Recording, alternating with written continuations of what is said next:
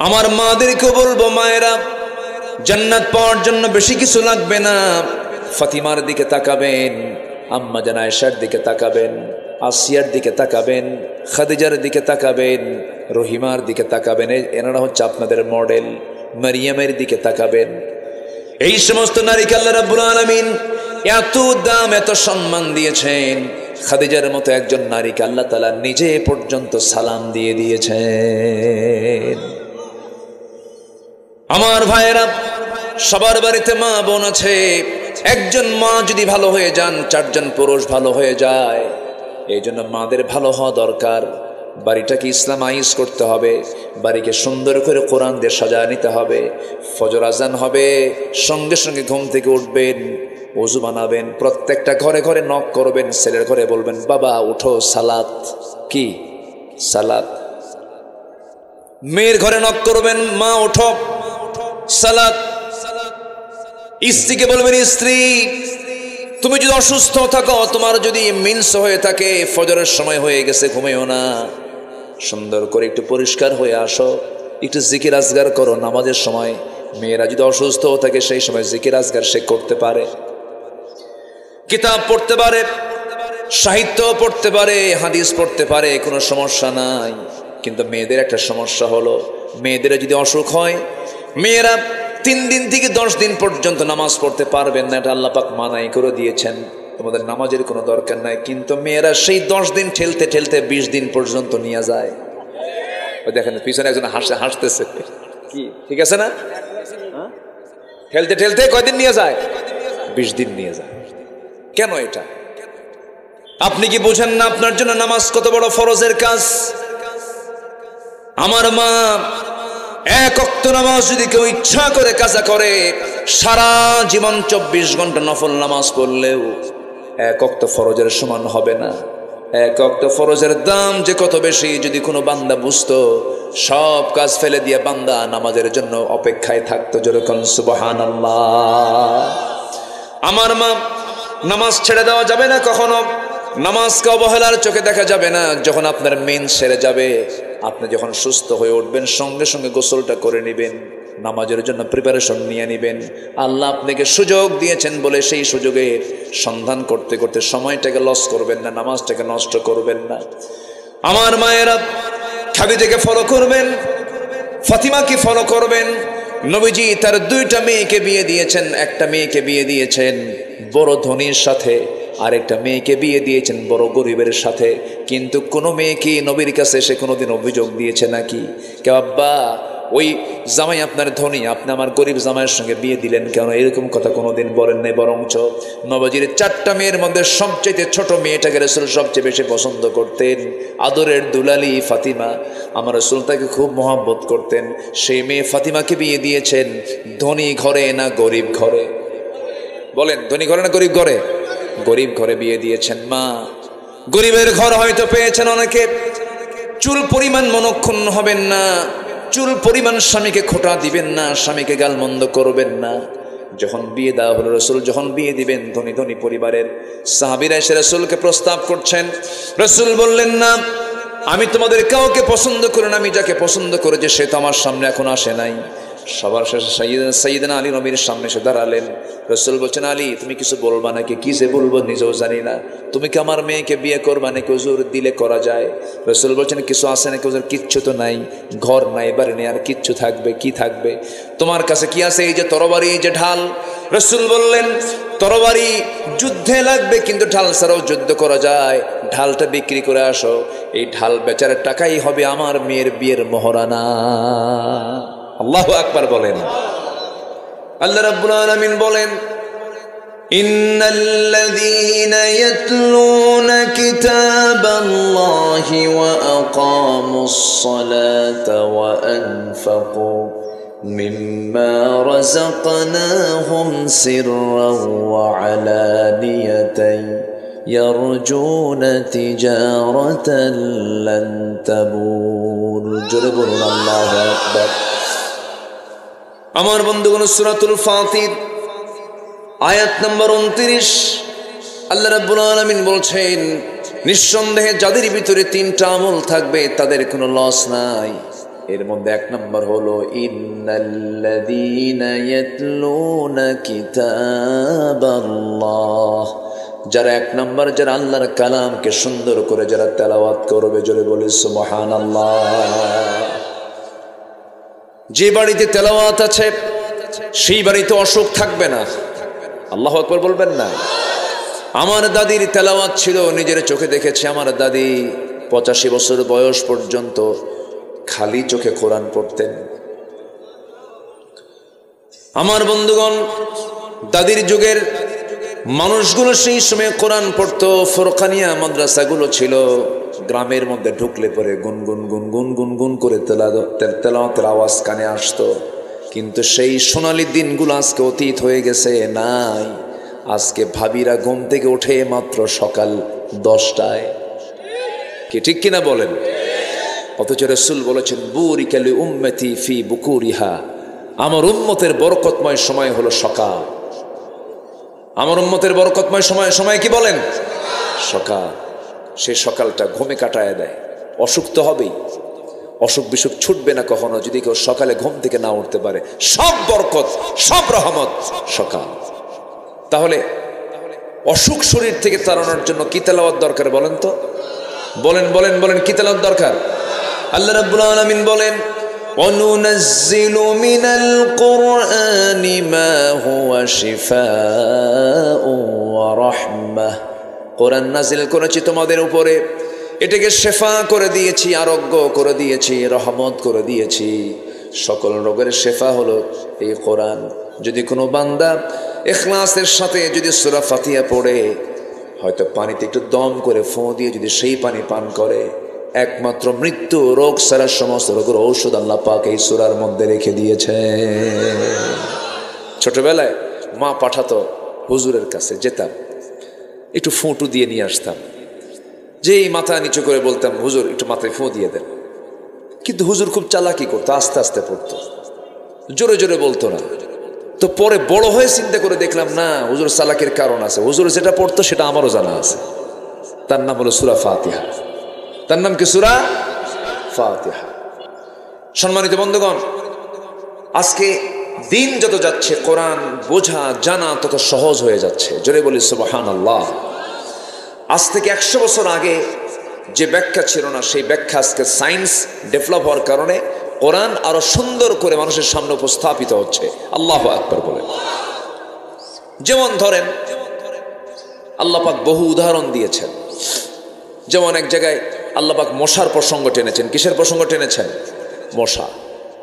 তো কাফের মুশরিকরা বলল কোরআনের মতো কিতাবে আবার মশার কথা দেওয়ার, মশার উদাহরণ দেওয়ার কি দরকার ছিল? মাযা আরাদাল্লাহু বিহাদা মাসালা, কি দরকার ছিল? এরকম করে তারা প্রশ্ন করলো। কিন্তু আল্লাহ যা বলেছেন কোরআনে, একটা ওয়ার্ডও, একটা হরফও বান্দার জন্য অতিরিক্ত করে নাজিল করেননি। সব এসেনশিয়াল, সব জরুরি, ঠিক কিনা বলেন? সব জরুরি। আল্লাহ রাব্বুল আলামিন বলেন ইন্নাল্লাহা লা ইস্তাহি আন ইয়াদরিবা মাসালাম মা বাউদাতান فما فوقها فأما الذين آمنوا فيعلمون أنه الحق من ربهم وأما الذين كفروا فيقولون ماذا أراد الله بهذا مثلا يضل به كثيرا ويهدي به كثيرا ويهدي به كثيرا وما يضل به إلا الفاسقين জোরে বলুন আল্লাহু আকবার। সূরাতুল বাকারা আয়াত নম্বর 26। আল্লাহ রাব্বুল আলামিন এখানে মশার দৃষ্টান্ত দিয়েছেন। যারা ঈমানদার তারা এর মধ্যে সত্যতা খুঁজে পেয়েছে, আর কাফেররা প্রশ্ন করেছে কি দরকার ছিল এই সমস্ত মিসালগুলো দেওয়ার। মশা, এই মশাটাকে আমরা যদিও ছোট চোখে দেখছি, এখন আমি প্রশ্ন করব আমার ভাইয়েরা, মশারি যে টাঙ্গায় এটা মশা টাঙ্গায় না মানুষ টাঙ্গায়? হ্যাঁ, কারা টাঙ্গায় বলেন? মানুষ। মশা মানুষকে ভয় পায় না, মানুষ মশাকে ভয় পায় বলেন? মানুষ মশাকে ভয় পায়। চিন্তা করে দেখেন, মানুষ, অথচ মশার ভয়ে রাতের বেলা জেলখানায় ঢোকে, চতুর্দিকে মশারি টাঙায়, আবার ব্যাট একখানা হাতে নেয়, ওই যেটাতে মারে ওটাকে কি বলে, ইলেকট্রিক ব্যাট যেটা, ওটা আবার হাতে নিয়ে দেখে যে কোন দিক দিয়ে ঢুকলো, মারে। কি টেনশন, মশার কামড় খাওয়া যাবে না, ডেঙ্গু, পঙ্গু, চিকুনগুনিয়া, কত কি, ম্যালেরিয়া, অনেক কিছু। এই মশাকে আল্লাহ পাক কেন উদাহরণ দিলেন? সম্মানিত বন্ধুগণ, মশা যদি কারো চামড়ার উপরে বসে, এই স্কিনে যদি বসে, যখন সে বসে তখন সে কিন্তু এমনি এমনি বসে না, ওকে যেন না ধরতে পারে এই জন্য সে আগে অবশ করে। অবশ করাকে মেডিকেল ভাষায় কি বলে? অ্যানেস্থেসিয়া। আচ্ছা, কে যেন বললে কথাটা? আপনি বললেন? জি, আলহামদুলিল্লাহ। অ্যানেস্থেসিয়া বলে এটা মেডিকেলের ভাষায়। অ্যানেস্থেসিয়া জাস্ট এই জায়গায় এ বসবে, এর আগে আগে বসবে, বসে আগে চতুর্দিকে আগে অবশ করবে। সলিমদ্দি তোর 14 গোষ্ঠীও টের পাবে না, সুবহানাল্লাহ বলবেন না? আচ্ছা, অ্যানেস্থেসিয়া করে এরপরে হুল ফুটাবে, হুল ফুটায় ওর পরিমাণ মতো খাবে, পরিমাণ মতো খেলে হায়াত মোটামুটি থাকে। আর যেগুলো বেহুশ হয়ে খায়, আছে না কিছু মশা, এমন খাওয়া খাইছে আর পর আর উঠতেই পারে না, এরকম আছে না নাই? আছে। তো যত বেশি খাবে কি মরণ তত কাছে আসবে, হায়াত তত কমে যাবে। এই বিগত 16 বছর যারা আমার দেশের ক্ষমতার মসনদে ছিল তারা কি কম খাইছে না বেশি খাইছে? কম খাইছে না বেশি খাইছে? এই জন্য মরছে না আছে? মরছে। তাহলে উদাহরণ ঠিক না বেঠিক? উদাহরণ ঠিক আছে। এত খাওয়া খাইছে, আই রে আল্লাহ। সে খাওয়া খাইলো, লাভ হলো কি? সম্পদ দিয়ে তো বাঁচতে পারলো না, নৌকায় চললো, আবার উল্টা, মানে ভুল করে আবার নৌকায় চলছে। ওই যে দরবেশ নাকি নাম, হ্যাঁ, দাড়ি যে কাটছে, যে দাড়িটা কাইটা মাথার চুলটা কালো বানাইছে, আবার নৌকায় চড়ছে, লুঙ্গি খুইলা কি পাজামা খুইলা লুঙ্গি পড়ছে, পাঞ্জাবি খুইলা গেঞ্জি পড়ছে, ঢুকলো ভিতরে, ঢুকলো, ওকে উঠলো নৌকায়, নৌকা আর ফিরল না। পুলিশ এসে, কোস্টগার্ড এসে বলতেছে আইনমন্ত্রীকে, স্যার আপনি কি চিনি, আপনি চলেন থানায় চলেন। আইনমন্ত্রী কয়, আমারে তুমি একা নিয়ে যাও, আমি কি একা আসছি নাকি, আমি তো জামাতের সাথে আসছি। কই জামাতের সাথে? কে? কই যে বসে আছে, কে মাথায় দেখি কালো চুল, মুখে দাড়ি নাই, লোকটা কে? এটা লুঙ্গি পড়া, লুঙ্গি পড়া লোকটা আবার কে? ভালো করে দেখো, ওটাই দরবেশ। কথা বোঝেন নাই? হ্যাঁ, সম্পত্তি দিয়ে লাভ হলো কি? ওরা চেয়েছিল আলেমদেরকে উলঙ্গ করতে, ওরা চেয়েছিল আলেমদেরকে বেইজ্জত করতে, আল্লাহ ওদেরকে ন্যাংটা করে ছেড়ে দিয়েছেন। এই ক্ষমতা কার? কোন বাতিল গোষ্ঠীর সাথে আমাদের কোনোদিন আপোষ হবে না। ওই বাতিলদের মোকাবেলা করার জন্য রাজি আছেন কারা কারা? হাত উঁচু করে দেখান মুসলমান।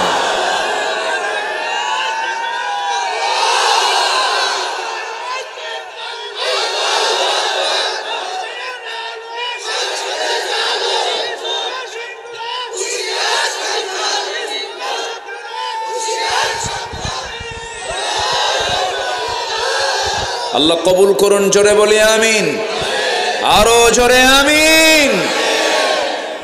দেখলাম তো অনেক কিছুই, সব দেখা শেষ। আমরা আগামী দেখতে চাই হলো কোরআনের বাংলাদেশ। যে কোরআন দিয়ে বাংলাদেশ সাজাতে চায় না, অথচ মুসলমান, সে মুসলমান নয়, সে মেকি ধরেছে, মেকি ধরেছে, সে সত্যিকারের মুসলমান হতে পারে না। মুসলমান যে সে কোরআন চাবে, মুসলমান যে সে কি চাবে? কোরআন চাবে। কোরআন কার? আসতে বলবেন না, কোরআনটা কার? আল্লাহ। কষ্ট দিচ্ছি নাকি আপনাদের? কোনো অসুবিধা নাই তো? জোরে বলি ইনশাআল্লাহ। আগে কমিটির যাওয়া লাগতো থানায় পারমিশন নেওয়ার জন্য, আর এখন থানা থেকেই ফোন দিয়ে বলে কিছু লাগবে কি ভাই? এই পরিবর্তন কে দিয়েছেন? এই পরিবর্তনকে কাজে লাগাতে হবে। যুবকরা, তোমরা অনেক রক্ত ঝরেছ, তোমাদের রক্তের এই প্রতিদান অবশ্যই জাতির দেওয়া উচিত। তোমাদের সামনে কাজ করতে হবে, অন্যের প্রতিবাদ করতে হবে। কোন জালিম তাগুতি শক্তির কোনোদিন উত্থান ঘটতে দেওয়া যাবে না, মাথায় রাখতে হবে এগুলো। আমি তো ভাবছিলাম যুব সমাজ মনে নষ্ট হয়ে গেছে, ইয়াবা টিয়াবা খায়, নেশা টেশা, ডিভাইস টেভাইস আসক্ত হয়ে গেছে, কিন্তু না, জাতে মাতাল তালে ঠিক। একদম গণভবনকে বলে দিয়েছে 45 মিনিটস গো আউট, ঠিক কিনা? না খেয়ে আসে লাঞ্চ করবো গণভবনে গিয়া, একদম সত্যি ওরা লাঞ্চ করছে গণভবনে গিয়া, লাঞ্চ করছে, লাঞ্চ করেছে। সম্মানিত ভাইয়েরা, কষ্ট পাচ্ছেন নাকি আপনারা? যদি যদি ওই যুবকরা যদি সাহস হারিয়ে ফেলতো, যুবকদের হৃদয়ে যদি আল্লাহ ভয় ঢুকায় দিতেন, আজকে কি সিচুয়েশন তৈরি হতো বলেন? আল্লাহ তাআলা সরাসরি মদদ দিয়েছেন, আল্লাহ তাদের দিল থেকে ভয়টা তুলে দিয়েছিলেন। আল্লাহু আকবার বলেন। সাহায্যকার, সাহায্যকার এটা বলা যাবে না। আমরা আল্লাহর শুকরিয়া আদায় করব, আল্লাহর কৃতজ্ঞতা আমরা আদায় করব। জোরে বলি আলহামদুলিল্লাহ, জোরে বলি আলহামদুলিল্লাহ। সকল ফয়সালা কার? আল্লাহ। তাহলে আমরা আল্লাহর কালামকে তেলাওয়াত করব না ইনশাআল্লাহ? আল্লাহর কালাম তেলাওয়াত করব কি কম কম না বেশি বেশি? কোরআন শুনবো বেশি, গান শুনবো?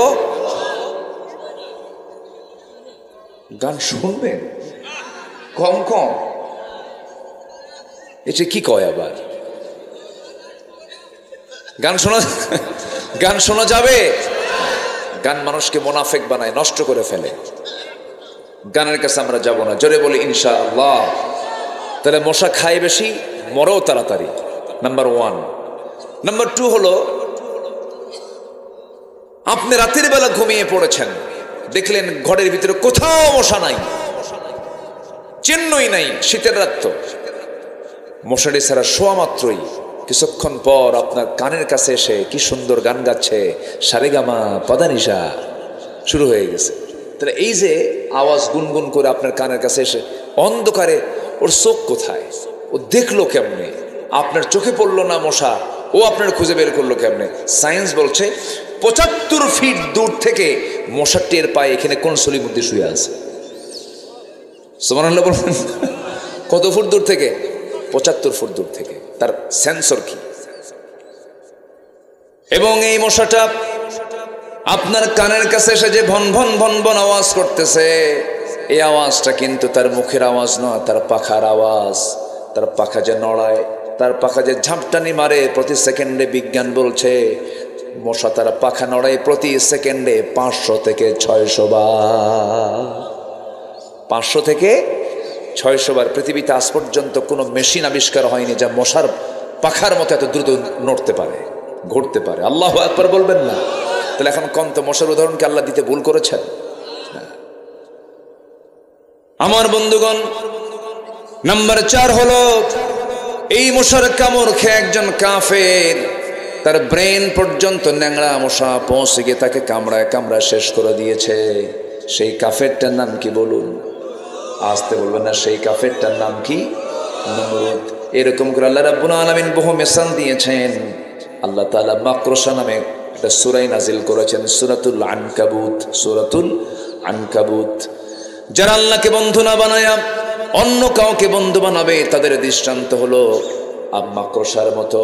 আল্লাহ রাব্বুল আলামিন সুন্দর করে বলছেন, মাসালুল লাযীনা ইত্তাখাযু মিন দুনিল্লাহি আউলিয়া কামাসালিল আনকাবুত ইত্তাখাযাত বাইতান ওয়া ইন্না আওহানাল বুয়ুতি লাবাইতুল আনকাবুত লাউ কানু ইয়ালামুন। জোরে বলুন আল্লাহু আকবার।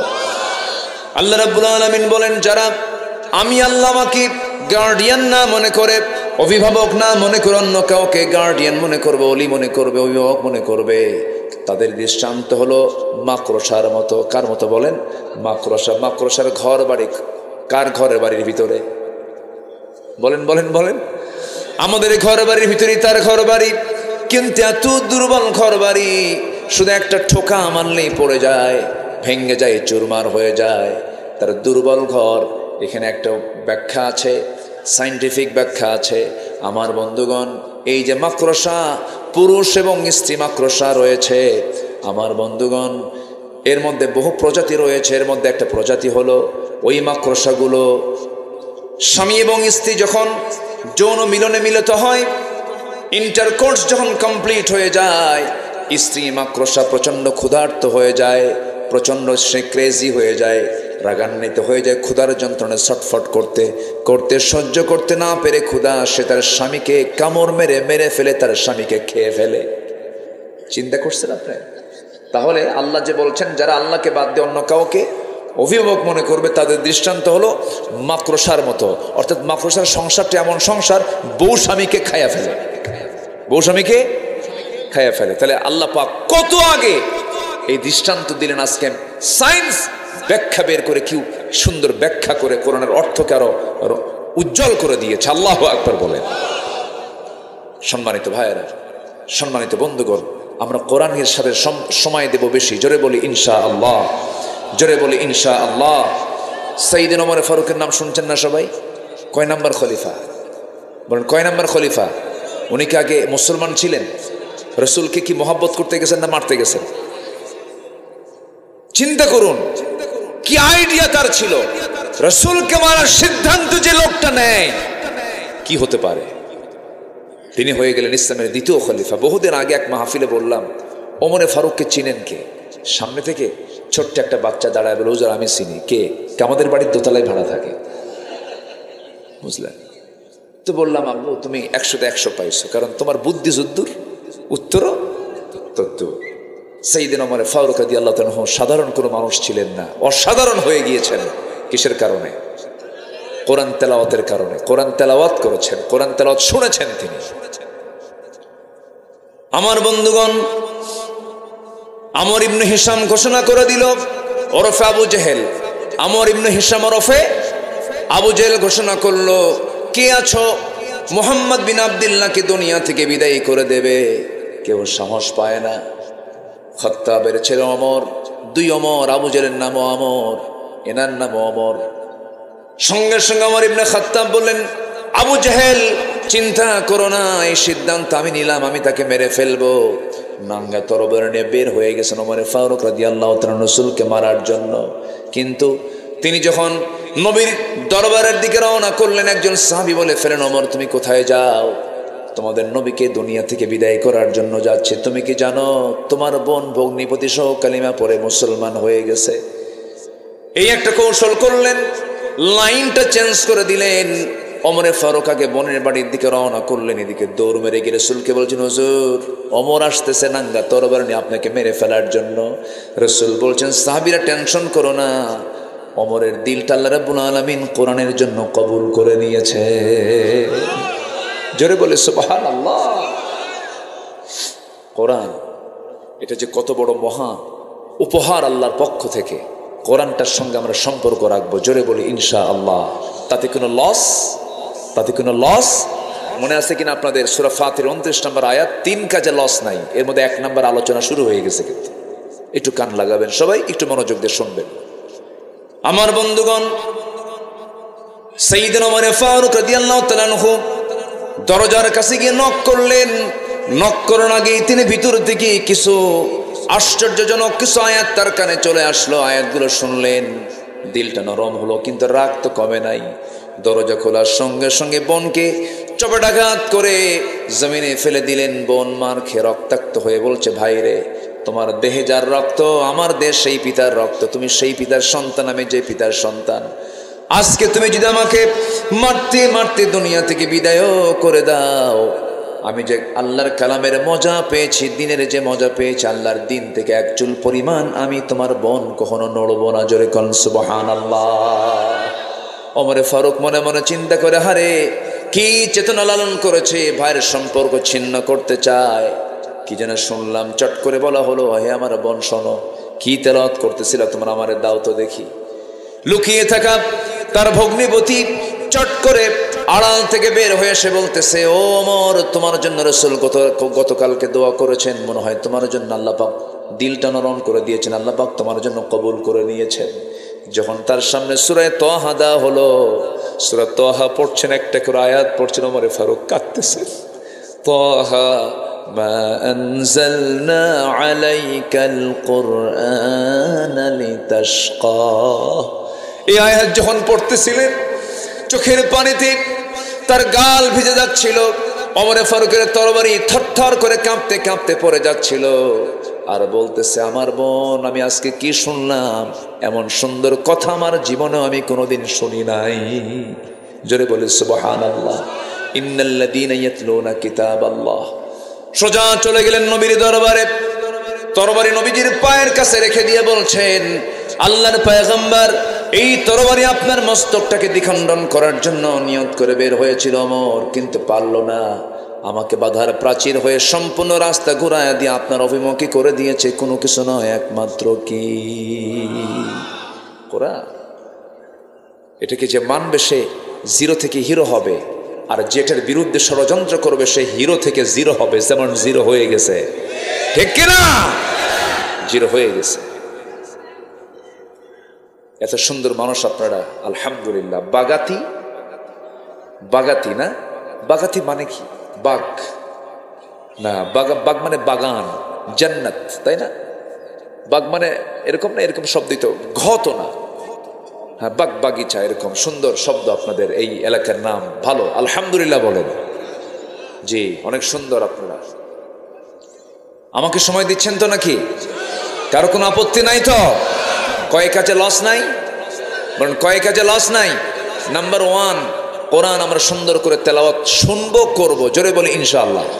নামাজ না পড়া, হ্যাঁ কি নামাজে তেলাওয়াত করতে হয়, শুনতে হয়, কি সুন্নতে পড়তে হয়, আর ফরজে বলেন, ফরজে শুনতে হয়, সুন্নতে পড়তে হয়। ইন্নাল্লাযীনা ইয়াতলুনা কিতাবাল্লাহ, তাদের লস নাই। জোরে কান সুবহানাল্লাহ। কেমন লস নাই দেখেন, ফজরের 2 রাকাত সুন্নত যদি কেউ পড়ে, ফজরের 2 রাকাত সুন্নত যদি কেউ পড়ে, আল্লাহর কালাম দিয়ে তেলাওয়াত করে নামাজটা যদি পড়ে, আমার রাসূলের একদম জবান থেকে হাদিস, সহিহ হাদিস, রাকাতাই সালাতুল ফজর খায়রুম মিনাদ দুনিয়া ওয়া মা ফিহা। যে ব্যক্তি ফজরের 2 রাকাত সুন্নত নামাজ আদায় করবে, মহান রব্বুল আলামিন তাকে এত পুরস্কার দিবেন, যার পুরস্কার হচ্ছে এই জমিনে খায়রুম মিনাদ দুনিয়া ওয়া মা ফিহা, এই জমিনে এর মাঝে যা আছে, আকাশ এবং জমিনের মাঝে যত মূল্যবান সম্পদ আছে, এর চাইতে বেশি দামি আমার আল্লাহর কাছে হলো ফজরের 2 রাকাত সুন্নত নামাজ। তাহলে কি লস হলো না লাভ হলো? লস হলো না লাভ হলো? লাভ হলো। ফজরের 2 রাকাত সুন্নত, ফরজ কিন্তু না, শুধু 2 রাকাত সুন্নত। আমি মুসাফির হালতে থাকলেও, আমি যদি মুসাফির হালতেও থাকি, এই হাদিসটা যেদিন আমি পড়েছি সেদিন থেকে নেমে আজ পর্যন্ত আমি চেষ্টা করি, আমি লোভটাকে সংবরণ করতে পারি না। এই 2 রাকাত নামাজ আমি কেমনে বাদ দেব? পড়ি। যদি আল্লাহ পাক রুখসত দিয়েছেন মুসাফির হালতে সুন্নতের কোনো গুরুত্ব নেই, সুন্নত না, যেখানে আল্লাহ পাক ফরজই কমায় দিয়েছেন, সুন্নত নাই, এরপরও আমি পড়ার চেষ্টা করি, পড়ি। আমার কেমন যেন এটাকে মিস মনে হয়। সম্মানিত ভাইয়েরা, দুঃখ লাগে ফজরে মুসল্লি নাই, জানেন? ফজরে মুসল্লি খুঁজে পাওয়া, আমি কি ভুল বলছি ভাই বলেন তো? আমি কি ভুল বলছি? আগের মসজিদের বেড়ার মসজিদে মুসল্লি ভরে যেত, আর এখন এসির মসজিদে মুসল্লি 3 জন, ইমাম, মুয়াজ্জিন, খাদেম। আমি কি ভুল বলতেছি? আসল মুসল্লি কোন ওয়াক্তের বলেন? কোন ওয়াক্তের মুসল্লি বলেন? আসল মুসল্লি কোন ওয়াক্তের হতে পারে? ফজরের। বলেন কোন ওয়াক্তের? বলেন। আসল মুসল্লি হলো ফজর। সবাই কি নামাজ পড়তে রাজি আছেন? কয় ওয়াক্ত নামাজ? কয় ওয়াক্ত নামাজ? 5 ওয়াক্ত নামাজ পড়বেন। কারা কারা একটু হাত তুলে দেখান তো দেখি।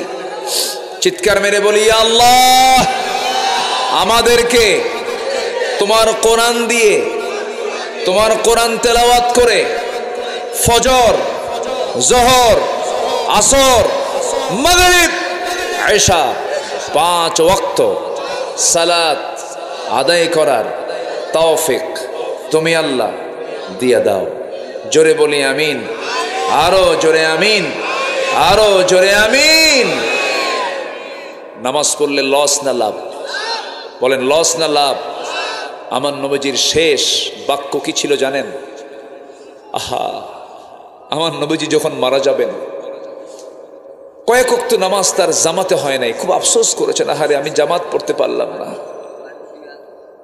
আমার নবীজি কোরআন তেলাওয়াতে খুব বেশি মজা নিতেন, আনন্দ নিতেন। আমার নবীর সামনে যখন কোরআন নাজিল হতো তিনি তাড়াহুড়ো করতেন, তাড়াহুড়ো করে মুখস্থ করার চেষ্টা করতেন। আল্লাহ বলতেন, হে রাসূল আপনি এত তাড়াহুড়া করেন কেন? লা তুহাররিক বিহি লিসানাকা লিতাআজালা বিহি, হে নবী আপনি আপনার জিহ্বাকে আপনি বেশি নড়াবেন না, আমি আল্লাহ নিজে আপনার সিনার মধ্যে জমা করে দেব।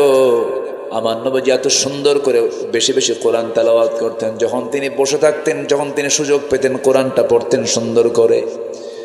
আমার বন্ধুগণ, আমার নবীজি জীবনের শেষ লগন যখন চলে আসে, দুনিয়া থেকে যখন বিদায় নিবেন, একবার হুঁশ একবারে বেহুশ, রাসূল ইন্তেকাল করবেন। ইন্তেকালের সময় ঘনিয়ে এসেছে।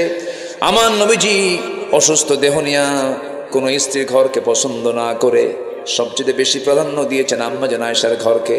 আম্মাজান আয়েশার ঘরের মধ্যে ঢুকে বলছেন, আয়েশা শরীরটা আমার ভালো যাচ্ছে না, মনে হয় মরে যাব, দুনিয়া থেকে বিদায় নিয়ে নেব, প্রচন্ড মাথা ব্যথা হচ্ছে আয়েশা, প্রচন্ড জ্বর, দেখো প্রচন্ড জ্বর আমার গায়ে শুরু হয়ে গেছে, মনে হয় মরে যাব।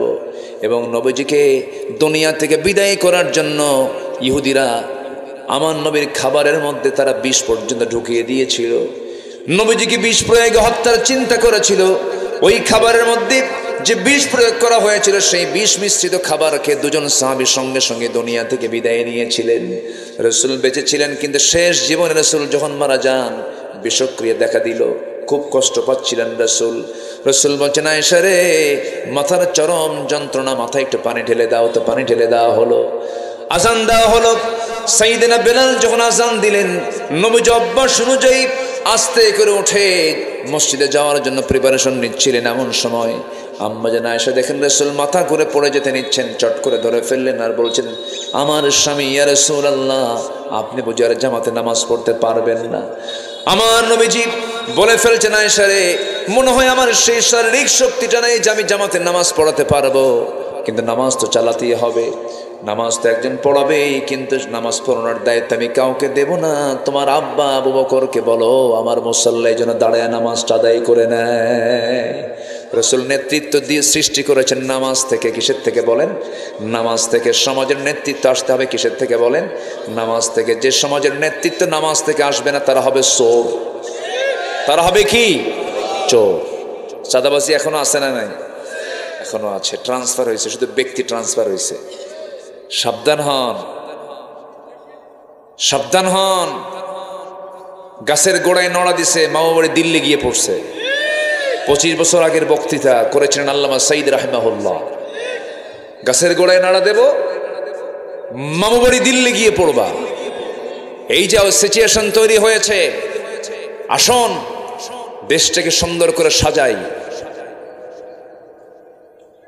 চাঁদাবাজি, টেন্ডারবাজি, পুকুর দখল, জমি দখল, এগুলোকে না বলুন।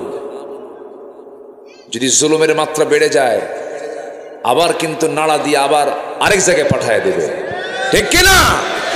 এজন্য সতর্ক হওয়া দরকার। সতর্ক হব আমরা। জোরে বলি ইনশাআল্লাহ, জোরে বলি ইনশাআল্লাহ।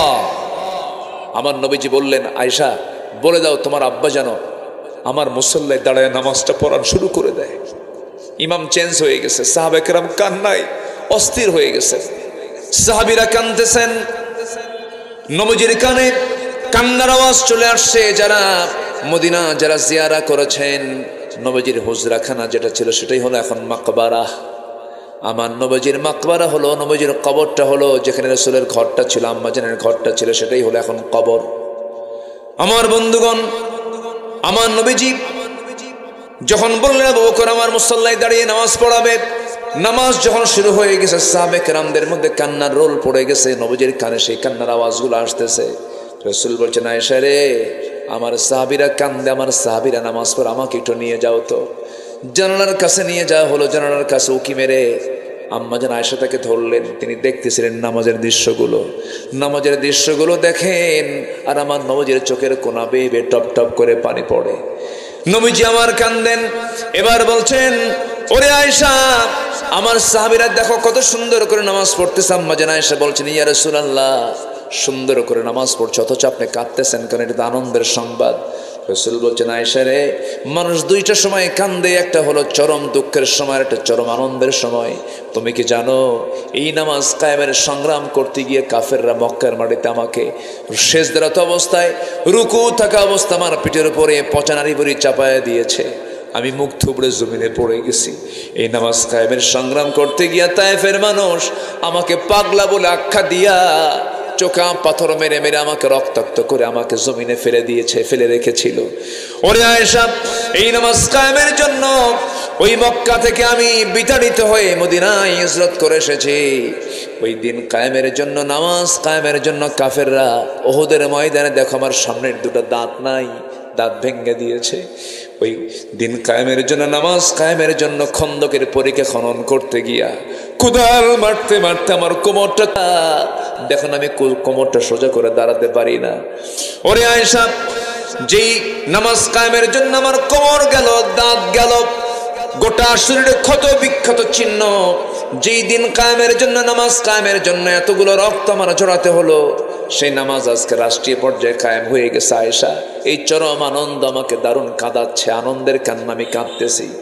এরপরে রাসূল বলছেন, আয়েশা রে, আমি মনে হয় দুনিয়া থেকে বিদায় হয়ে যাব যে কোনো মুহূর্তে। আমার নবীজি তার কাছ থেকে বিদায়ের শেষ মুহূর্তে একটা হাদিস বর্ণনা করলেন, আয়েশা, আমার বুঝি বিদায় লগন চলে এসেছে, আমি মরে যাব। তুমি আমার পক্ষ থেকে লাস্ট মেসেজ আমার উম্মতকে জানায় দিবা। আমার উম্মতকে আমার জীবনের শেষ যে মেসেজটা দিয়ে গেলাম সেটা হলো, আসসালাত আসসালাত ইমা মালাকাত আইমানুকুম, নামাজ সালাত সালাত, আমার উম্মতের কখনো 5 ওয়াক্ত নামাজ ছেড়ে দিবা না। আল্লাহ কবুল করুন, আল্লাহ কবুল করুন, আল্লাহ কবুল করুন, আল্লাহ কবুল করুন। কোরআন পড়ব নামাজের ভিতরে, আবার নামাজের বাইরেও আমরা কোরআন পড়ব। লস না লাভ? লস না লাভ? লাভ।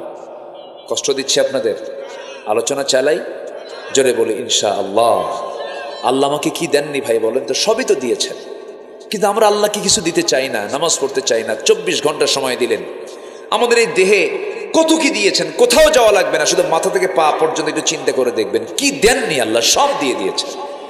আমাদের দেহে যে ডিএনএটা আছে, এই ডিএনএর দৈর্ঘ্য হচ্ছে 2000 কিলোমিটার, 2000 কোটি কিলোমিটার, 2000 কোটি কিলোমিটার। পৃথিবী থেকে সূর্য পর্যন্ত 50 বারেরও বেশি বার আসা যাওয়া করা যাবে। এত বিশাল হচ্ছে আমাদের একটা মানুষের ডিএনএ। আল্লাহু আকবার বলেন। সম্মানিত ভাই, আমাদের দেহে যে কোষ আছে, এই কোষের সংখ্যা হলো প্রায় 37.2 ট্রিলিয়ন। আল্লাহু আকবার বলবেন না? আরো জোরে বলে আল্লাহু আকবার। যে সেন্সরি রিসেপ্টর আছে তা হলো 110 মিলিয়ন। লোহিত রক্তকণিকা আরবিসি আছে হচ্ছে 30 ট্রিলিয়ন। মিলিয়ন না, বিলিয়ন না, ট্রিলিয়ন কিন্তু। আল্লাহু আকবার। শুধুমাত্র মস্তিষ্কের নিউরন সংখ্যা হলো 100 বিলিয়ন। 100 বিলিয়ন। সম্মানিত ভাইয়েরা, দেহের মোট ব্লাড ভেসেল আছে হচ্ছে 42 বিলিয়ন, যা 97 কিলোমিটার লম্বা। সামান্য ইয়ারফোনের 1.5 হাত তার, এরকম একটা ইয়ারফোন পকেটে থোয়ার পর আধা ঘন্টা পর বের করলে 4-5 প্যাঁচ লেগে যায়, সোজা হয় না। আর 97,000 কিলোমিটার লম্বা ব্লাড ভেসেল করেছেন, কোনোদিন প্যাঁচ লাগে না। তাও এই দেহের মধ্যে কে দিয়েছেন?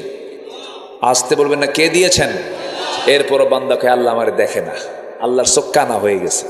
যেরকম নাউজুবিল্লাহ। আমাকে দেখেন কে? আসতে আমাকে দেখেন কে? আমাকে শোনেন কে? আমাকে জানেন কে? আমাকে বেশি বুঝেন কে? সে আল্লাহর কাছে আমরা সবার আগে আল্লাহর হকটা আমরা আদায় করবো। জোরে বলি ইনশাআল্লাহ। মা বোনরা কি মাহফিলে আছে? তাই মেয়েদের, তাই? আল্লাহু আকবার। আমার মা, আপনি জানেন আপনার জন্য জান্নাতটা কত সহজ, কিন্তু আফসোস লাগে কি জানেন? মেয়েরা বেশি জাহান্নামে চলে যায়, মেয়েরা বেশি জাহান্নামে, অথচ তাদের জন্য জান্নাতটা খুব সহজ ছিল। সমস্যা হলো কি জানেন? সুন্দর চামড়া তো দেখাতে খুব পছন্দ করে। কি এই অসুবিধা কি? এই মানে রোগ, এই জীবাণু কি এই এলাকায় নাই? আসতে বলবেন না, আছে না নাই? এই ভাইরাস আছে না নাই? দেখাতে খুব পছন্দ করে। আবার কিছু স্বামীও আছে বদমাইশ মার্কা, বউ যদি একটু সুন্দর হয়, সুন্দরী বউ আবার ডিসপ্লে করে, আছে না? ডিসপ্লে করে দেখায়, দেখো আমার বউটা দেখতে কেমন দেখতো। বউ দেখায় বেড়ায়। লজ্জা নাই এগুলো পুরুষের? আপনার বউ আপনার সম্পদ, আপনি দেখবেন। বউটাকে হোন্ডার পেছনে তোলে, এখন তো আধুনিক হোন্ডা, ওগুলো সমান না, 2 সিট 2 রকম। প্যাসেঞ্জার সিট হলো 3 তলা, আর ড্রাইভিং সিট হলো আন্ডারগ্রাউন্ড। কি আন্ডারগ্রাউন্ড না? একদম নিচে, ওরে দেখাই যায় না, ও কোথায় যা আছে আল্লাহ জানে, নিচে থাকে। বউটাকে 3 তলায় উঠায়, মাথার চুলগুলো ছেড়ে দিয়ে লাল লিপস্টিক, লাল শাড়ি, অর্ধলগ্ন পোশাক পরে হোন্ডায় চড়ায় দেয়। হোন্ডার মেকারকে বলে, হোন্ডার আওয়াজ তো কম, কেউ হয়তো মিস হতে পারে দেখতে, তো হোন্ডার যে পাইপ আছে এটা সরায় ফেলে। হোন্ডার পাইপ সরালে তখন হয়ে যায় আওয়াজ হলো হেলিকপ্টারের আওয়াজ, ভটভট ভটভট করে। বাস হোন্ডায় তুললো, পিছনে বউ তুলে দিলে একখান টান। বাগাতি পাড়াটু ঈশ্বরদী, ওইদিকে বাগাতি পাড়াটু হলো কি কোথায় নাটোর। দিল একখান টান, আশেপাশে যা আছে সব ভেঙ্গে চুরে এসে দেখলো যে যাচ্ছে। সন্ধ্যার আগ দিয়ে চলন বিলের মোড়ে গিয়ে, চলন বিলের পাশে সূর্য হেলে হেলে যাচ্ছে গধূলি বেলায়, 16 Pro Max আইফোন দিয়ে ছবি তুলে ফেসবুকে পোস্ট করে লিখলো ক্যাপশন, প্রিয় দোস্ত, প্রিয় বন্ধুরা, আসুন আমার বউটাকে সবাই মিলে জামাতের সাথে দেখি। কি যেরকম নাউজুবিল্লাহ, যেরকম নাউজুবিল্লাহ, এগুলো আছে না নাই? একটা মন্ত্রী লেভেলের মানুষ, সে তার বউকে নাচায়, মানুষকে দেখায় দেয়। বুঝে নেন আকলমান ইশারা বাসাত, সচেতন ব্যক্তির জন্য ইঙ্গিতটাই যথেষ্ট। এখন সে জেলখানে ঢুকে কয় আমার প্রতি বৈষম্য করা হচ্ছে। কি এই জানেন না খবর? জানেন না? আপনারা জানেন না? বহু কিছু করেছে। প্রতিটি শিক্ষার্থীর হত্যার বিচার বাংলার জমিনে হতে হবে। একটা হত্যার বিচার অচল করতে দেওয়া হবে না। বিচারের দরকার আছে না নাই? তোমরা সাইদের জীবন নিয়ে সিনেমিনে খেলেছ। এই জমিনের জন্য একটা রহমত ছিলেন তিনি। আমি মক্কায় গেছি হজ করতে 2009 সালে। আল্লাহ পাক আমার জীবনের প্রথম হজটা আমি করেছি 2009 সাল। সেই হজের সফর ছিল আল্লামা সাইদের শেষ হজের সফর। একই সনে মিনা, মুজদালিফা, আরাফা। তো উনি দেশে ফিরবেন, চলে আসবেন। ওনাকে মোহাব্বত করে সবাই মিলে বলা হলো, হুজুর আপনি দেশে যাবেন না। কেন আমি যাবো না দেশে? মামলা হচ্ছে, ট্রাইব্যুনাল গঠন হচ্ছে। তখন নতুন 2009 সাল, টিপাইমুখী বাদের আন্দোলন চলছে, বিভিন্ন আন্দোলন চলছে। সেই সময় বলা হলো আপনি যাবেন না। উনি বললেন মুস্কি হাসি মেরে, সাইদি পালায়া থাকে না, সাইদি পালায়া থাকে না। আমার দেশ, আমার জনগণ, আমার ভাইয়েরা জুলুমের শিকার হবে, আমি চোরের মতো পালায়া থাকবো বিদেশে। এই চরিত্র আমার রাসূল শিখায় দেন নাই। উনি ফিরে এসেছেন, জেলখানায় ঢুকেছেন, 13 বছর জেল খেটেছেন। দুনিয়া থেকে বিদায় নিয়েছেন কান্না মুখে না হাসি মুখে? বলেন কান্না মুখে না হাসি মুখে? হাসি মুখে। 16 বছর ধরে আমাদেরকে রাজাকার বলে গালি দিয়েছে, কিন্তু কোন রাজাকার পাকিস্তানকে শেল্টার নেয়নি। শুধু হিন্দুস্তানের রাজাকাররাই সব হিন্দুস্তানে গিয়ে শেল্টার নিয়েছে, ঠিক কিনা? সম্মানিত ভাইয়েরা, 2023 সালের 13 আগস্ট কাশিমপুর কারাগার থেকে বেলা 11টার দিকে তাকে বলা হলো, হুজুর আপনি অসুস্থ, আপনাকে চিকিৎসায় যেতে হবে। উনি বললেন আমি অসুস্থ তো আমি নিজেই জানি না। কি কথা কি বুঝতেছেন আপনারা? ওনাকে জোর করে ধরে নেওয়া হলো, গাজীপুরের একটা হসপিটালে তাকে চিকিৎসা দেওয়া হলো। সেখান থেকে আবার জোর করে 13 আগস্টে দিল্লির প্রেসক্রিপশনে তাকে নিয়ে যাওয়া হলো শাহবাগে।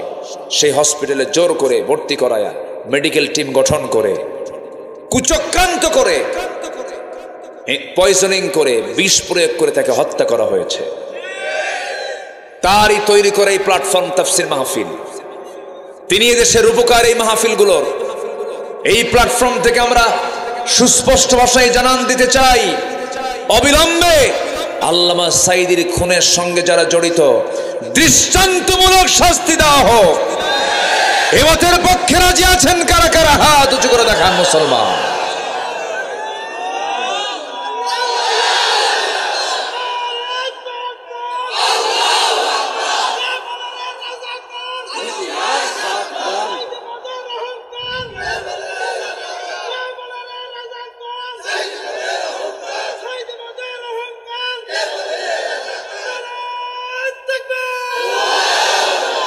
আল্লাহ কবুল করুন, জোরে বলি আমিন।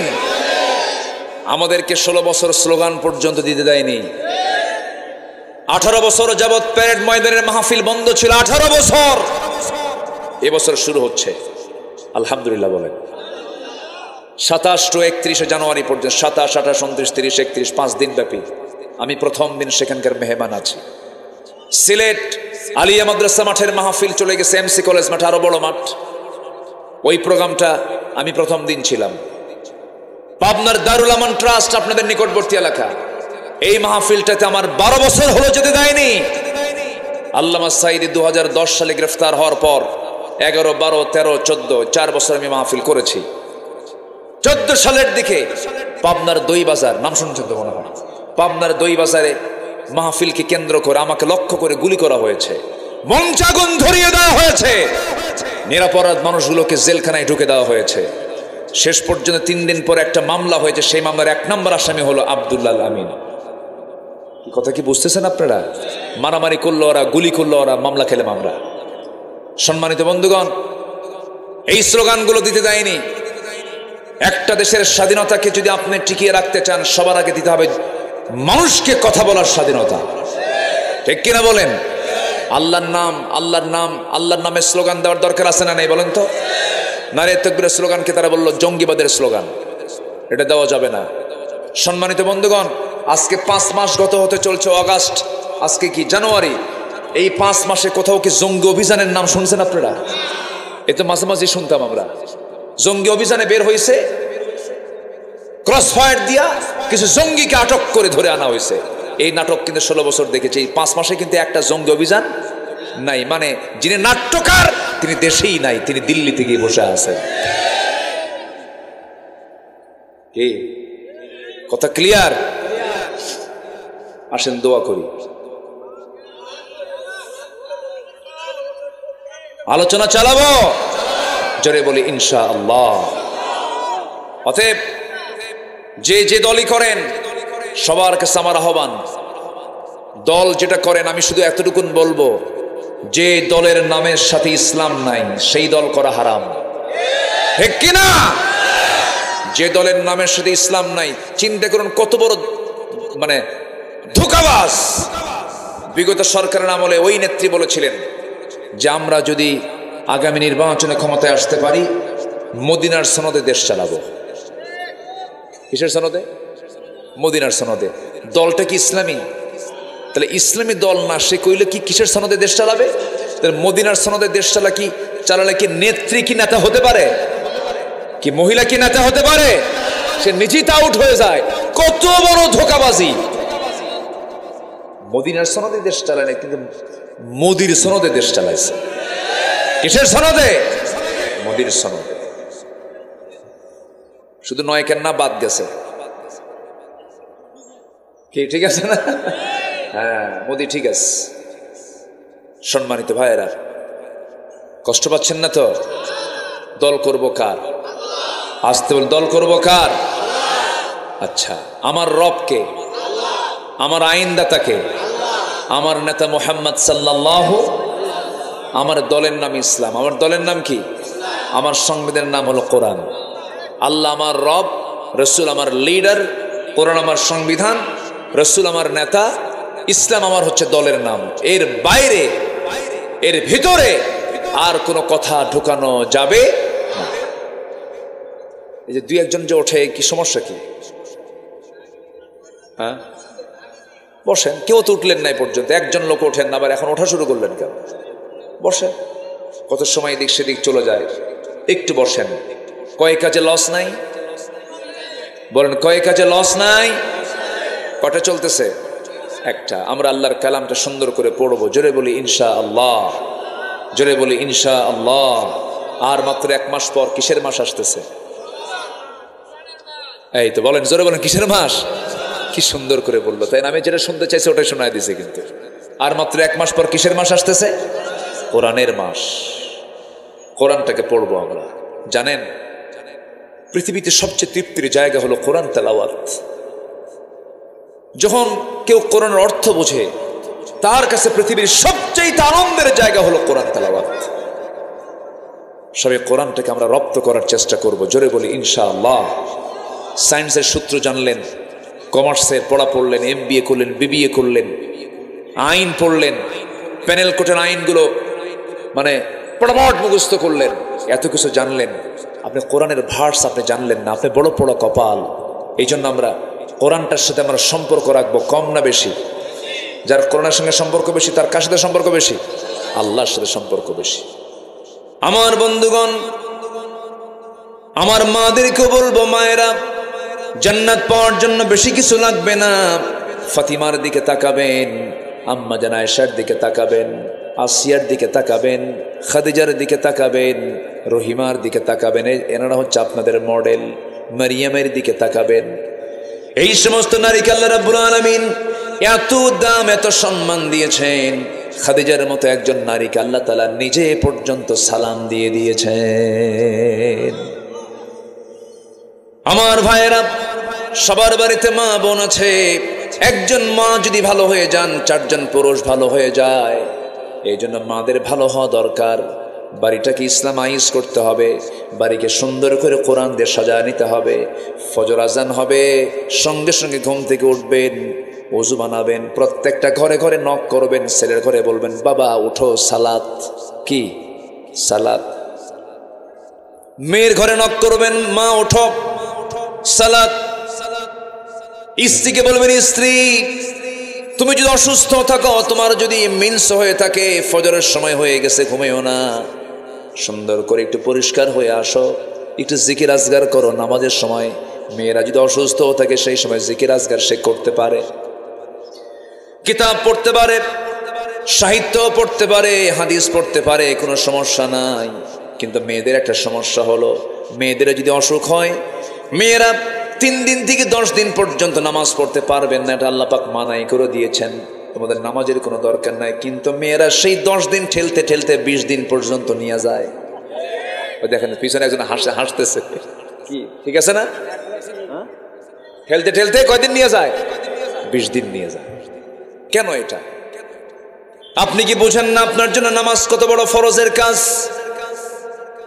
আমার মা 1 ওয়াক্ত নামাজ যদি কেউ ইচ্ছা করে কাজা করে, সারা জীবন 24 ঘন্টা নফল নামাজ পড়লেও 1 ওয়াক্ত ফরজের সমান হবে না।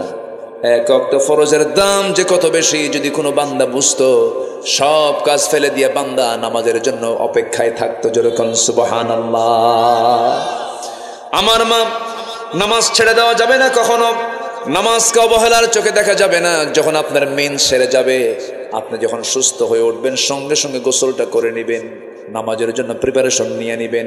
আল্লাহ আপনাকে সুযোগ দিয়েছেন বলে সেই সুযোগের সন্ধান করতে করতে সময়টাকে লস করবেন না, নামাজটাকে নষ্ট করবেন না। আমার মায়েরা, খাদিজাকে ফলো করবেন, ফাতিমাকে ফলো করবেন। নবীজি তার 2টা মেয়েকে বিয়ে দিয়েছেন। একটা মেয়েকে বিয়ে দিয়েছেন বড় ধনীর সাথে, আরেকটা মেয়েকে বিয়ে দিয়েছেন বড় গরিবের সাথে। কিন্তু কোনো মেয়ে কি নবীর কাছে এসে কোনোদিন অভিযোগ দিয়েছে নাকি? কেউ আব্বা ওই জামাই আপনার ধনী, আপনি আমার গরিব জামাইয়ের সঙ্গে বিয়ে দিলেন কেন, এরকম কথা কোনোদিন বলেন নাই। বরঞ্চ নবীজির 4টা মেয়ের মধ্যে সবচেয়ে ছোট মেয়েটাকে রাসূল সবচেয়ে বেশি পছন্দ করতেন। আদরের দুলালি ফাতিমা, আমার রাসূল তাকে খুব মহব্বত করতেন। সেই মেয়ে ফাতিমাকে বিয়ে দিয়েছেন ধনী ঘরে না গরিব ঘরে? বলেন, ধনী ঘরে না গরিব ঘরে? গরিব ঘরে বিয়ে দিয়েছেন। মা, গরিবের ঘর হয়তো পেয়েছেন অনেকে, চুল পরিমাণ মনক্ষুণ্ণ হবেন না, চুল পরিমাণ স্বামীকে খোঁটা দিবেন না, স্বামীকে গালমন্দ করবেন না। যখন বিয়ে দেওয়া হলো, রাসূল যখন বিয়ে দিবেন, ধনী ধনী পরিবারের সাহাবীরা এসে রাসূলকে প্রস্তাব করছেন। রাসূল বললেন না, আমি তোমাদের কাউকে পছন্দ করি না, আমি যাকে পছন্দ করেছি সে তো আমার সামনে এখন আসে নাই। সবার শেষে সাইয়েদনা আলী নবীর সামনে এসে দাঁড়ালেন। রাসূল বলছেন, আলী তুমি কিছু বলবা নাকি? কি যে বলবো নিজেও জানি না। তুমি কি আমার মেয়েকে বিয়ে করবা নাকি? হুজুর দিলে করা যায়। রাসূল বলছেন, কিছু আছে নাকি? হুজুর কিচ্ছু তো নাই, ঘর নাই, বাড়ি নেই, আর কিচ্ছু থাকবে কি থাকবে? তোমার কাছে কি আছে? এই যে তরবারি, এই যে ঢাল। রাসূল বললেন, তরবারি যুদ্ধে লাগবে, কিন্তু ঢাল ছাড়াও যুদ্ধ করা যায়। ঢালটা বিক্রি করে আসো, এই ঢাল বেচার টাকাই হবে আমার মেয়ের বিয়ের মহরানা। আল্লাহু আকবার বলেন। সামান্য কিছু মহরানা দিয়ে বিয়ের ব্যবস্থা রাসূল করেছেন। আর এখনকার মেয়ের বাপরা ছায়া থাকে 20 লাখ টাকা মহরানা ধার্য করিয়া। ডাকাত ডাকাত কি ডাকাতি তো এটা কেন করবেন আপনি? ছেলের যে সামর্থ্য থাকবে সেটা সে করবে। যুবকরা তোমার একটু আওয়াজ দাও না কেন? তোমার পক্ষে এত কই কিছু কও না তুমি।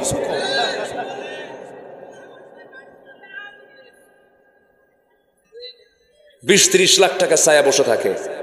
ছেলের যে সামর্থ্য হবে তাই সে দেবে, ঠিক কিনা বলেন? কেন করে জানেন? মেয়ের বাপরা কেন করে জানেন? যদি তালাক হয়, দেখেন বিয়ে হয় নাই, ওর নিয়ত দেখেন। আমার নবীজি সামান্য মোহরানা ধার্যের জন্য পাঠায় দিলেন, যাও ঢাল বেচে আসো। ঢাল বিক্রি করার জন্য চলে গেছেন। ঢাল বিক্রি করতে বসেছেন।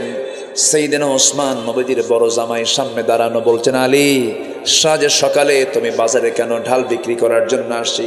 তুমি যোদ্ধা মানুষ, তোমার কি ঢাল বিক্রি মানায় নাকি? কি সমস্যায় পড়েছে বলো? বিয়ে ঠিক হয়েছে কার সাথে? আপনার শালীর সাথে। কি কথা বলছেন নাই? আপনার শালীর সাথে। এলাকায় কি কয়? শালী কয় না হালি কয়? আচ্ছা ঠিক আছে, হ্যাঁ। ও হালি কয় নোয়াখালী। জি জি। বইয়ের ছোট বোন, বইয়ের ছোট বোনকে এক একটা জায়গায় শালিকা, এটাই তো বইয়ের ভাষা। জি। আবার মন খারাপ করবেন না, আমার মায়েরা হয়তো শুনতেছেন যে হুজুর আপনি এরকম কিরকম। আচ্ছা না, একটু বোঝানোর জন্য বলতেছি। তামান নবীজি বড় জামাই বললেন, বিয়ে ঠিক হয়েছে? হ্যাঁ। আচ্ছা ঠিক আছে, ঢালটা দাও। নিলেন, টাকাও দিলেন। কয়েক হাত যেতে না যেতে পিছন থেকে ডাক দিয়ে বলতেছে, আলী বীরের হাতে কি ঢাল না থাকলে মানায়? তোমাকে আগাম এটা গিফট করলাম, যাও। ঢালটাও দিয়ে দিলেন, টাকাও নিলেন, ঢালও নিলেন। নবীর সামনে দাঁড়ায় গেলেন। রাসূল বলছেন, ও আলী ঢাল মনে হয় বিক্রি হয় নাই, কেমন করে কি করা যায় বলো? হুজুর ঢালটা বেচে ফেলছি। তাহলে হাতে আবার ঢাল কেন? হুজুর ঢালটা আমাকে আবার উপহার দিয়েছে, এই যে টাকা, এই যে ঢাল। তুমি কার কাছে বিক্রি করতে গেছো? হুজুর ওসমান। লোক আর খুঁজে পাওয়া নাই। নিজের মধ্যে এই ঘটাঘটি করছো না? আমি বড় জামাইকে বলতে পারলাম না, তার আগে তুমি বলে আসছো। তাহলে আমি এটা কেমন কথা হলো বলো তো? আচ্ছা, কোনো মেয়ের বাপ যদি বিয়ে ঠিক করে, কোনো মেয়ের বাপ যদি বিয়ে ঠিক করে কিন্তু বড় জামাইকে বলে নাই, তাহলে কি হবে বলেন তো? কি হতে পারে? কি হতে পারে? বইয়ের দিকে তাকাইবার কবে তোর বাপ একখান জিনিস রে, কি ঠিক আছে না? ধমক হবে। কিন্তু আমার নবীর জামাই তো ওইরকম না। আমার নয় ছেঁচড়া জামাই, খালি দাওয়াত খাওয়ার জন্য পাগল হয়ে থাকে। কিন্তু ওরকম জামাই তো আর আমার নবীর জামাই না। বললেন ঠিক আছে, সমস্যা নাই, যাও, তোমার জন্য দোয়া করে দিই। ওসমান তার জন্য দোয়া করে দিলেন। আমার নবীজি বিয়ে দিলেন। বিশ্বের সবচাইতে অনড়ম্বরপূর্ণ বিয়ে। কোনো ঘটাঘটি নাই, কোনো খরচ নাই, কোনো গায়ে হলুদ নাই। গায়ে হলুদ হালাল না হারাম? হারাম। আগের দিন চলে আসে বিয়ানের বাড়িতে। বিয়ান, আসসালামু আলাইকুম। বিয়ান শোনেন, আপনি কিন্তু বিয়ের দিন আসবে, আপনি 3 দিন আগে আসবেন, মানে আকাম কুকাম করে দেবো, ঠিক কিনা? এগুলো হারাম। এগুলো কি হারাম? এগুলো অন্য সংস্কৃতি, মুসলমানদের সংস্কৃতি এগুলো নয়। ওই যুবকরা শোনো, তোমার গ্রামের আশেপাশে বিয়ের অনুষ্ঠানে যদি ডিজে বাজায়, লাঠি দিয়ে পিটাইয়া ভাঙ্গা সোজা করে দিবা, কি ঠিক কিনা? এই গ্রামে মাহফিল হলে এই গ্রামে আর কোনো যাত্রা চলবে না, অন্য কোনো সৎ অসামাজিক কোনো কাজ চলতে দেওয়া যাবে না। কি আমি কি বিপদে ফেলে দিলাম নাকি? যুবকরা ভালো আছে যেখানে, মন্দ থাকা যাবে না। আমার নবীজি বিয়েটা দিয়ে বললেন, মা চলে যাও, স্বামীর ঘরে যাও, এখন থেকে বাবার ঘরের চাইতে স্বামীর ঘর শ্রেষ্ঠ। সুবহানাল্লাহ বলবেন না? যাও সংসার করে খাও। কিন্তু আমার মেয়ে শোনো, এই যে বিয়ে দিলাম, স্বামীর ঘরে চলে যাচ্ছ, স্বামী তোমাকে আমি এমন স্বামী দেই নাই যে স্বামীটা তোমার জন্য খারাপ হবে। আমি জানি আমার আলী কেমন। এই যে বিয়ে দিলাম, মৃত্যুর দিন পর্যন্ত স্বামীর বিরুদ্ধে একটা নালিশ যেন আমার কানে না আসে। আর আজকের মেয়ের বাপরা বিয়ে দিয়ে বলে, মা যা, মোবাইল নিয়ে থাকবি, যদি কোনো কিছু হয় শুধু খবর দিবি, খাইয়া ফালাবো। কি আছে না নাই বলেন তো? অশান্তি, এগুলো করা যাবে না। স্বামী স্ত্রী বন্ধনটা হলো জান্নাতি বন্ধন। এই জায়গায় অন্য কেউ ঢুকলি কি শান্তি না অশান্তি? স্বামী স্ত্রীর ঝুট ঝামেলা মিটাবে কয়জন? দুইজনই। বলেন কয়জন? দুইজনই। খালি বলতে শিখতে হবে সরি। কি বলতে হবে? সরি। স্বামী ভুল, সরি। বউ ভুল, সরি। খালি সরি বলবেন, কোনোদিন গন্ডগোল লাগবে না। আর যদি কয় আমি কি ভুল করছি নাকি, কি কথা কি বোঝেন নাই, তাহলে মনে করেন আর জীবনে কোনোদিন মিল হবে না। যে স্বামী স্ত্রীর মুখে শুধু ঘন ঘন সরি থাকবে, ঠিক আছে, ওকে, দুঃখিত, আমি ভুল করেছি, আমাকে মাফ করে দাও, সেও যদি বলে আমি ভুল করেছি, মাফ করে দাও, জান্নাতের টুকরা। জোরে কোন সুবহানাল্লাহ। কি ওয়াজগুলো দরকার আছে না? দরকার আছে না নাই? তবে বেশি পুরুষরা বলবে একটু সরি, পুরুষরা একটু বেশি বলবে, মেয়েরা একটু কমই কয়। ওরা যদি একবার বাঁক ধরে সোজা হয় না। এই সোজা, এই ঠিক জোরে বলিও না, শুনলো বাড়িতে বসে যেতে হবে না। জি হ্যাঁ, খুলিকাত মিন দিলাইন, মেয়েদেরকে সৃষ্টি করা হয়েছে বাঁকা হাড়ে, এই জন্য সোজা করতে গেলে ভেঙ্গে যাবে। বলেছেন মুহাম্মদ সাল্লাল্লাহু আলাইহি ওয়াসাল্লাম। মেয়েটাকে বিয়ে দিলেন, চলে গেলেন তিনি স্বামীর ঘরে। স্বামীর ঘরে গেলেন কিন্তু ঘরই নাই। কি নাই? ঘর নাই। ভাড়া ঘরে থাকলেন। কি ঘরে? ভাড়া ঘরে। নবীজি 3 দিন পার হতো না, রসুল চলে যেতেন ফাতিমাকে দেখতে। রসুল বলতেন, আমি 3 দিন আমার ফাতিমাকে না দেখলে, 3 দিন যদি না দেখি আমার ভাল লাগে না। মেয়েকে বিয়ে দিয়ে রসুল কখনো দূরে রাখতে দেননি, কাছে কাছে রেখেছেন, ফাতিমাকে দেখতে গেছেন ঘন ঘন। সুবহানাল্লাহ বলে। রসুল মেয়েদেরকে খুব পছন্দ করতেন। মেয়ের বাপরা যারা আছেন, আপনারা বড় ধন্য যে মেয়ের বাবা হতে পেরেছেন। রসুল কিসের বাবা ছিলেন? মেয়ের বাবা। কিন্তু কিছু কিছু মেয়ের বাপ আছে, 4-5টা যদি মেয়ে হয় তখন বউকে গালিগালাজ করে, তোর পেট আসলেই পচা। এরকম কিছু পুরুষ আছে না? আল্লাহ কয় তোর কপাল ভালো, আর ও কয় তোর পেট পচা। এরকম কিছু পুরুষ আছে না নাই? আল্লাহ যার কল্যাণ চান তাকে মেয়ে দেন। আল্লাহ যখন রহমত দেন তখন বৃষ্টি দেন। আল্লাহু আকবার বলেন। বৃষ্টি রহমত, মেয়ে রহমত। আল্লাহু আকবার বলেন। অসুস্থতা রহমত, অসুস্থতা রহমত। অসুস্থ যদি কেউ হয় তখন ভাবতে হবে আল্লাহ আমার মধ্যে রহমত করছেন। সুবহানাল্লাহ বলেন। কখন এগুলোকে মন খারাপ করা যাবে না। আমার এক মুসল্লি ছিল, হাই স্কুলের হেডমাস্টার। তার 7টা মেয়ে। কয়টা মেয়ে? 7টা মেয়ে। আবার তার স্ত্রী গর্ভে। 7টা মেয়ে হওয়ার পর আবার স্ত্রী গর্ভে। স্ত্রীর গর্ভে বাচ্চা চলে আসছে। 10ম বাচ্চা আবার মেয়ে হয়েছে। 8 নম্বর কি হয়েছে? আবার মেয়ে। গোটাল গোষ্ঠী গিয়ে বাড়িতে হাজির হয়েছে। সবার চোখ গরুর মতো, এরকম বড় বড় চোখে বলে, লজ্জা নাই? বারবার বাচ্চা নাও, আর নিবা না বাচ্চা, নাম রেখে দাও ইতি, সমাপ্তি, আর না চাই না। কি কথা কি বুঝতেছে না? নাম রেখে দাও। তো আমাকে বলে, হুজুর আমাকে এরকম করে গোটাল গোষ্ঠী এসে আমাকে এরকম ধমকায় আর বলে এই নামগুলো রেখে দাও। তো আমি বললাম, সব শোনার পর, আমি তো শিক্ষিত মানুষ, উনি বলতেছে, আমি তো পড়াশোনা করেছি, আমি তো বুঝি। আমি বললাম যে আমার সন্তানের 8ম বাচ্চার মেয়ে সন্তানের নাম রেখে দিলাম আশা, মানে আরো হোক। আল্লাহর শুকরিয়া আদায় করার মতো কিছু বাবা আছে না নাই? কখনো মন খারাপ করবেন না। যার ঘরে মেয়ে বেশি তার ঘরে রহমত দিয়ে ভরা। খালি বোরকা পরায় রাখবেন, পর্দায় রাখবেন, ওই মেয়ে আপনাকে জান্নাতের দরজায় পৌঁছায় দেবে। জোরে বলি সুবহানাল্লাহ। আচ্ছা, বাপকে বেশি মহব্বত করে কে, ছেলে না মেয়ে? দেখছেন কি সুন্দর করে জোরে বলে। আবার মেয়ে হলে পরে মন খারাপ করেন কেন? মেয়ের বাড়িতে বাবা গেলে কি যে খুশি হয়, আল্লাহু আকবার। আর ছেলের ঘরে বাপ থাকলে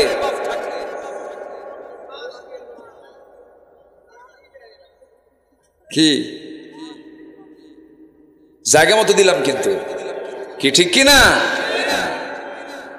খুব সমস্যা।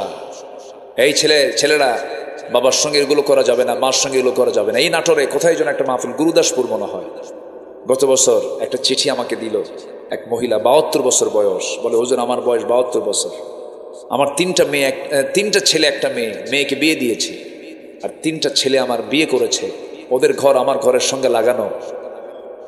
3টা ছেলের ঘর থেকে রান্না বান্না হয়, সে রান্নার গন্ধ এসে আমার কানে নাকে ধাক্কা লাগে।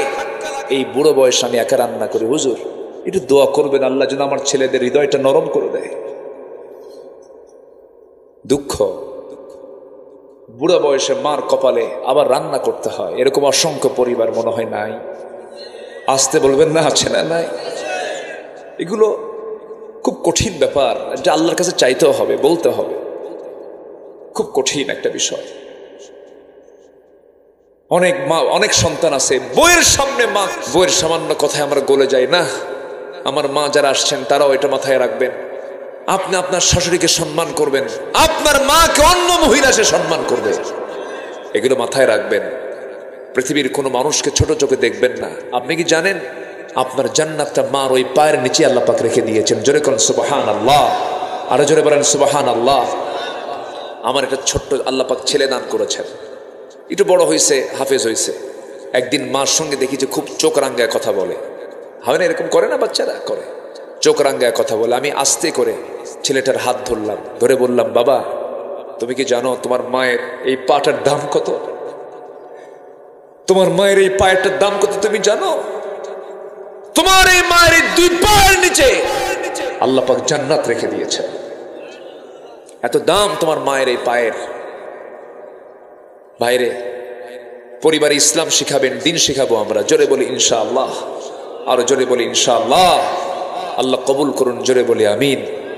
আমার মা নামাজ পড়বেন, পর্দায় থাকার চেষ্টা করবেন, দিন মানবেন, কোরআনটাকে ফলো করবেন, গোটাল বাড়িটাকে কোরআন দিয়ে সাজায় ফেলবেন।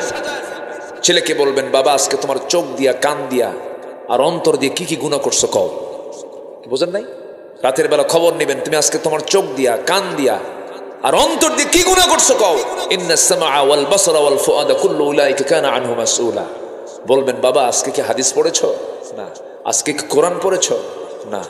তুমি কি আজকে নামাজ 5 ওয়াক্ত নিয়মিতভাবে সময় মতো পড়েছো? আব্বা পড়ছি, কিন্তু নিয়মিত হয় নাই, কালকের থেকে নিয়মিত করবা। আমার দিন আজকে যা হবে, কালকের দিনটা হতে হবে অনুন্নত না উন্নত? বলেন বলেন বলেন বলেন। আজকে যতবার মিথ্যা কথা বলেছি, কালকে আমার মিথ্যার পরিমাণ কি বাড়বে না বন্ধ হবে? বন্ধ হবে। এইভাবে আমরা আমাদের জীবনকে উন্নত করার চেষ্টা করি। সম্পদ বৃদ্ধি জীবনের উন্নতি নয়, ঈমান বৃদ্ধি, উন্নত চরিত্র হলো মানুষের মূল বৃদ্ধি, মূল বরকত।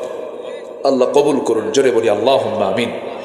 এই মাহফিল কত বছর যাবত চলে? ফাহিম কোথায়? ফাহিম, হ্যাঁ ফাহিম খুব টেনশনে ছিল যে মাহফিল হুজুর আসে কিনা। হ্যাঁ ফাহিম আমাকে কতবার ফোন দিছে, কত টেনশন একটা মাহফিল করতে গেলে, কত পেরেশানি। আল্লাহ তুমি এই মাহফিলকে কবুল করো, জোরে বলি আল্লাহুম্মা আমিন। আমি খুবই আনন্দিত, আপনারা এত সুন্দর মানুষ, একদম মনোযোগ দিয়ে পিনপতন নীরব হয়ে এত রাত পর্যন্ত ঠান্ডার ভিতরে মাটিতে বসে কোরআনগুলো শুনতেছেন। বলি আলহামদুলিল্লাহ, জোরে বলি আলহামদুলিল্লাহ। আল্লাহ তুমি মাহফিলকে কবুল করে নাও। সম্মানিত ভাইরা, নাম্বার 2 হচ্ছে যে ব্যবসায় কোনো লস নাই, নামাজ কায়েম করা। নামাজ কি করা বলেন তো? কায়েম করা। নামাজ পড়বো এবং নামাজ কায়েমের সংগ্রাম করব। সেই দল করব যে দল আল্লাহর দল। আল্লাহু আকবার বলেন। যারা বিড়ি খায়, গাঁজা খায়, তোমার হাতে নেশা তুলে দেয়, তোমাকে চাঁদাবাজির জন্য তোমাকে পাঠায় দেয়, ওই সমস্ত নেতৃত্বের মুখে আমরা জুতা মারি, থুতু মারি, যাব না সেই দিকে। নামাজ কায়েমের সংগ্রাম করব, জোরে বলি ইনশাআল্লাহ। নাম্বার 3 হলো আল্লাহর পথে আমরা খরচ করব, গোপনে এবং প্রকাশ্যে। আল্লাহ তাআলা বলছেন যে ডান হাতে দান করবে, বাম হাত জানবে না, বাম হাত দেবে, ডান হাত জানবে না। আমি আল্লাহ তাআলা নিজে থেকে আরশ আজিমের মেহমান বানাবো, আরশ আজিমের ছায় আমি তাকে জায়গা করে দেব। আসুন না আমরা এই 3টা আমল করি। 1 নম্বর হচ্ছে তেলাওয়াত করব কার কালাম? নামাজ বাদ দিয়া, নামাজ সহ, জোরে বলি ইনশাআল্লাহ। নাম্বার 2 হলো নামাজ কায়েম করব, জোরে বলি ইনশাআল্লাহ। নাম্বার 3 হলো খরচ করব কার পথে? কার পথে?